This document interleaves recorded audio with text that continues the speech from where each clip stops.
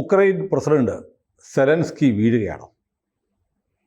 Zelensky വീഴും എന്ന് തന്നെയാണ് തോന്നുന്നത്. കാരണം ട്രംപ് പറഞ്ഞു ഈ 2024 കാലാവധി കഴിഞ്ഞ് തെരഞ്ഞെടുക്കപ്പെടാത്ത പ്രസിഡന്റായിട്ട് ഏകാധിപതിയായിട്ട് തുടരുകയാണ് എന്നൊക്കെ പറഞ്ഞു.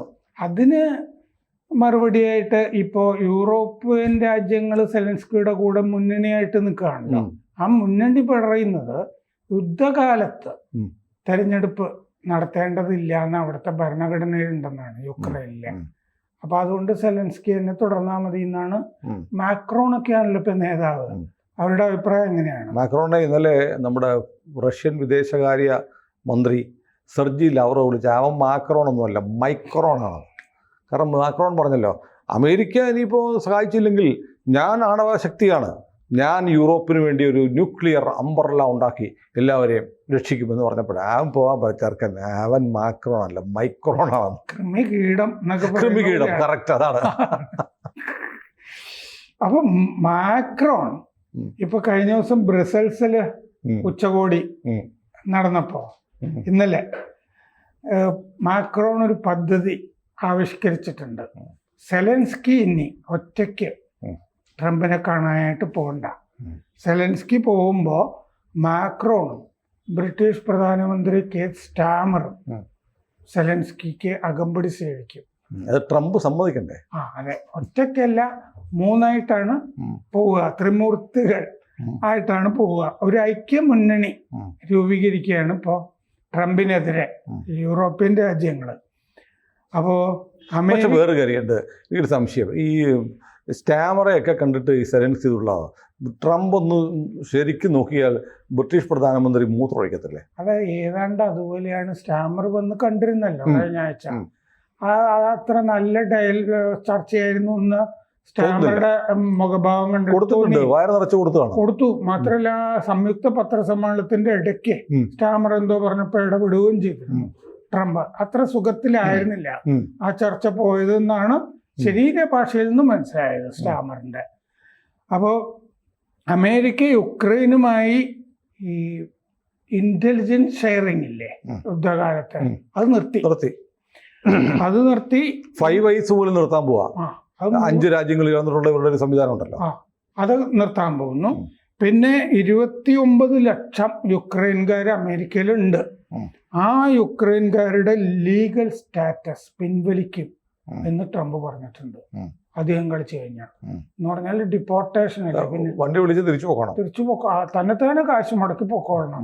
ഇനിയിപ്പോ വിമാനമൊന്നും അയക്കണ്ടെന്ന് തീരുമാനിച്ചിട്ടുണ്ട്. വലിയ ചെലവാണ് എന്ന് കണക്കുകൾ നിരത്തി.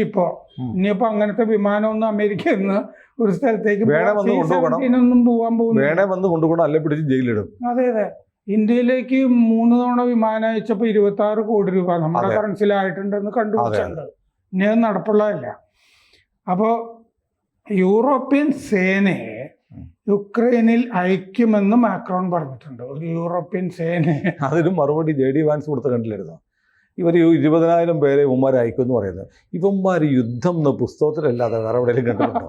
കഴിഞ്ഞ ഒരു 30 വർഷമായിട്ട് 2ാം ലോക യുദ്ധത്തിന് ശേഷം ഒന്നും അറിഞ്ഞിട്ടില്ല, ഒരു വെടി പോലും വെച്ചിട്ടില്ല, ഒന്നും ചെയ്തിട്ടില്ല. അപ്പോൾ സമാധാന ഉടമ്പടിക്ക് ശേഷം റഷ്യ ഇടപെടില്ല എന്ന ഉറപ്പ് കിട്ടണം.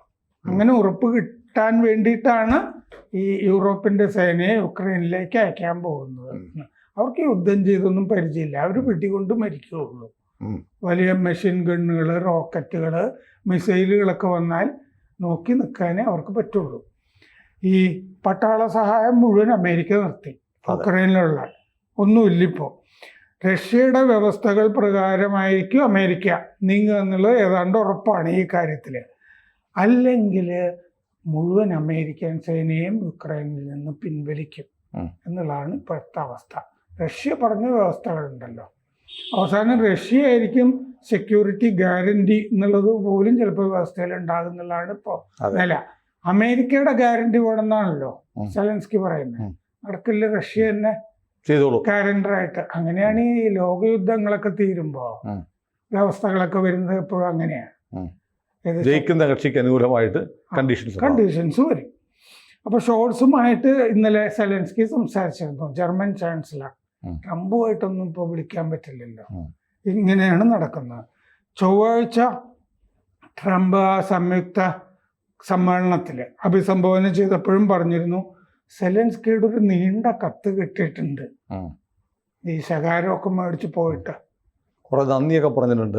കുറെ നന്ദിയൊക്കെ പറഞ്ഞു, വളരെ നീണ്ട് കത്തിട്ടുണ്ട്, അമേരിക്കയുടെ ഗ്യാരണ്ടി വേണമെന്ന് ആ കത്തിൽ പറഞ്ഞിട്ടുണ്ട് എന്ന് ട്രംപ് പറഞ്ഞു.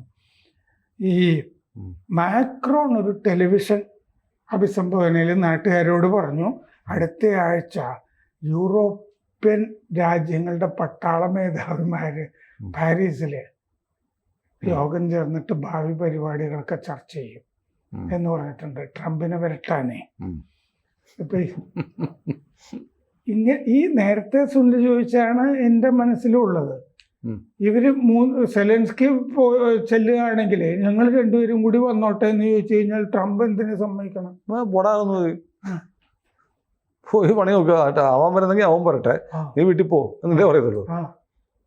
ട്രംപിന് പക്ഷേ ഭയങ്കര ആശങ്കയുണ്ടാവും. ഇപ്പം ഒരു തവണ കിട്ടിയ ശേഷം ഒറ്റയ്ക്ക് പോകാനൊരു ഭയം ഉണ്ടാവുകയാണ്. രണ്ടുപേരെ വിളിച്ചോണ്ട് വരികയാണ്, രണ്ടുപേരെയും കൂടി ചെന്നിട്ട് അല്ലെങ്കിൽ വേറൊരു സ്ഥലത്ത് വെച്ചിട്ട് ചർച്ചയാകാം എന്നൊറ്റ പറയുമായിരിക്കും. പക്ഷെ ഇവര് സൗദിയിൽ വെച്ച് ചർച്ച നടക്കുമ്പോൾ യുക്രൈനെ വിളിക്കുന്നില്ലല്ലോ. അതെ അതെ, ഈ പാവപ്പെട്ടവൻ ഒരു വണ്ടിയൊക്കെ വിളിച്ച് അവിടെ വന്നായിരുന്നു, എന്നെ എങ്ങാനും വിളിച്ചാലോ എന്ന് കരുതിയിരുന്നു, പക്ഷെ വിളിക്കില്ല.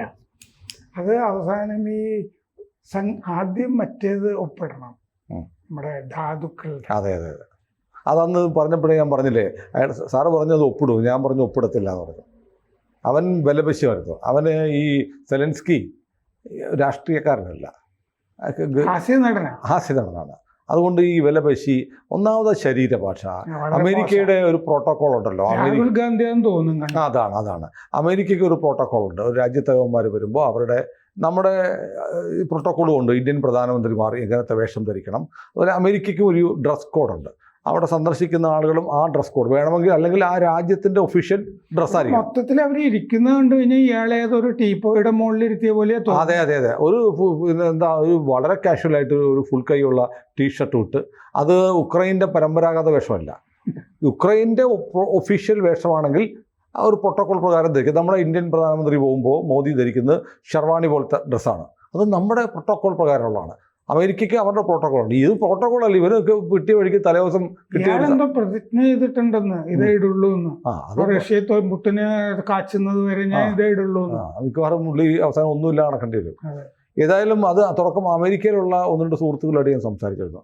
അപ്പോൾ അത് കാണുമ്പോൾ സെലൻസ്കിയെ അപമാനിച്ചില്ലേ, അത് മോശമായി പോയി എന്നൊരു ഫീലുണ്ടോ എന്നാണ് അമേരിക്കയിലുള്ള നമ്മുടെ ഒന്ന് രണ്ട് സുഹൃത്തുക്കളോട് ചോദിച്ചത്. അപ്പോൾ എന്നോട് അവർ പറഞ്ഞു, അങ്ങനെയല്ല, അയാൾ വന്നപ്പോൾ തന്നെ അയാളുടെ ബോഡി ലാംഗ്വേജ്, ഒരു ആളോട് സംസാരിക്കേണ്ട ഒരു രീതി, പെരുമാറ്റം, ഇതൊന്നും ശരി. പിന്നെ ആ ടീഷർട്ട് ഇട്ട് നിൽക്കുക എന്ന് പറഞ്ഞാൽ അതൊരിക്കലും അമേരിക്കക്കാർക്ക് കൺവിൻസിങ് അല്ല. അവർ ഈ ഡ്രസ്സിലൊക്കെ വല്ലാതെ ശ്രദ്ധിക്കുന്നവരാണ്. ഈ ഗാന്ധി മുണ്ടെടുത്ത് പോകുന്ന പോലെ അല്ലല്ലോ. അതാണ്. അപ്പോൾ ഇയാളെ വല്ലാതൊരു പരിഹാസ്യ കഥാപാത്രമായിട്ടാണ് അമേരിക്കക്കാർ കാണുന്നത്. ഏതായാലും ട്രംപ് അമേരിക്കയിലെ ആ ഓവൽ ഓഫീസിനെ അപമാനിച്ചു എന്നുള്ള ഫീലിംഗ് ആണ് മൊത്തത്തിലുള്ളത്. സോറോസിന് മാത്രം മറിച്ചൊരു അഭിപ്രായം കാണുമായിരിക്കും. ഏതായാലും ഈ പറഞ്ഞതുപോലെ ഈ മിക്കവാറും ഈ സെലൻസ്കി വീഴുകയാണെങ്കിൽ കൂടെ സ്റ്റാമറും മാക്രോൺ അവരൊക്കെ വളരെ ബ്രിങ്കിലാണ്. കാരണം ബ്രിട്ടനിൽ ഇനി ഒരുപാട് കാലം ന്യൂക്ലിയർ പവറാണെന്നൊക്കെ പറയുന്നതല്ലാതെ ബ്രിട്ടന്റെ കയ്യിൽ എന്തുണ്ടായിട്ടാണ്? ആകെ ഫ്രാൻസിന്റെ കയ്യിലാണ്. ഫ്രാൻസിന്റെ കയ്യിലാണ് ഉള്ളത്, വേറെ ഒന്നുമില്ല. യൂറോപ്പിലെ 2 രാജ്യങ്ങൾക്ക് ന്യൂക്ലിയർ വാഹനം. പ്രസിഡന്റിന്റെ എലീസി കൊട്ടാരത്തിന്റെ പുറകിലാണ് ഈ ആണവ റിയാക്ടറൊക്കെ വെച്ചിരിക്കുന്നത്. ഇത് കുഴപ്പമുള്ളതല്ല എന്ന് ജനത്തിനെ കാണിക്കാൻ വേണ്ടി അങ്ങനെ ചെയ്തതാ. അത് ശരി, ഗ്യാരണ്ടി. ആദ്യം പൊട്ടിയ പ്രസിഡന്റ് പൊക്കോളും. ഏതായാലും ലോകത്തിൽ വലിയ മാറ്റം വരികയാണ്. സെലൻസ്കി അധികാരം ഉണ്ടാവില്ല എന്ന് തന്നെ നമുക്ക് കരുതാം. അധികാരം ഉണ്ടാവില്ല. അത് കഴിഞ്ഞ് പുതിയ പ്രസിഡന്റ് വന്നിട്ടായാലും മതി കരാറുകളൊക്കെ. പക്ഷേ ഈ കരാറുകളൊക്കെ റെഡിയാണ്, ഇയാൾ ഒപ്പിട്ടാൽ മതിയായിരുന്നു അന്ന്. പക്ഷെ ഇയാളുടെ ഡയലോഗ് മുഴുവൻ വേറെ വഴിക്കാൻ പോകുന്നത്. അതെ അതെ അതെ, ഇയാൾ ചരിത്രം പറയാൻ തുടങ്ങി ട്രംപിനോട്. അങ്ങനെയാണ് ഡിപ്ലോമസി. എൻ്റെ ഒരു അത്ഭുതം എന്ന് പറഞ്ഞാൽ 2 രാജ്യത്തലവന്മാർ തമ്മിൽ സംസാരിക്കുന്നത് എന്തുകൊണ്ട് ലൈവായിട്ട് ടെലികാസ്റ്റ് ചെയ്തു എന്നുള്ളതാണ്. അത് തന്നെ അങ്ങനെയാണെങ്കിൽ വാൻസും ഇവനിട്ട് താങ്ങുന്നുണ്ടായി. അതെ, അങ്ങനെയാണെങ്കിൽ വാൻസും ട്രംപും കൂടി കാലേ കൂട്ടി തീരുമാനിച്ച് ഇന്ന് കൈകാര്യം ചെയ്യാം. അത് ലോകം മുഴുവൻ കണ്ടോട്ടെ. അല്ലാതെ ഈ ഓവൽ ഓഫീസിൽ വെച്ച് ലൈവ് ടെലികാസ്റ്റ് ചെയ്യണമെങ്കിൽ ട്രംപിന്റെ സമ്മതം ഇല്ലാതെ പറ്റത്തില്ല. അപ്പൊ പ്രീ പ്ലാൻഡ് ആയിട്ടുള്ള ഒരു ഡ്രാമ, ഒരു നാടക നടൻ വരുമ്പോ അവനിട്ടുള്ള പണി ലൈവായിട്ട് കൊടുത്തേക്കാം എന്ന് തീരുമാനിച്ചുറച്ചതാണെന്നാണ് എനിക്ക് തോന്നുന്നത്. നീ എന്താണ് ഈ പ്രസിഡന്റിനെ ആദരിക്കാത്തതെന്നൊക്കെയല്ലേ വാൻസ് ചോദിച്ചത്? നന്ദി പറയണ്ടേ ഇവിടെ വന്നു കഴിഞ്ഞാൽ ഉടനെ എന്നൊക്കെയാ ചോദിച്ചത്. ഒരു പ്രീ പ്ലാൻഡ് ആയിരുന്നു.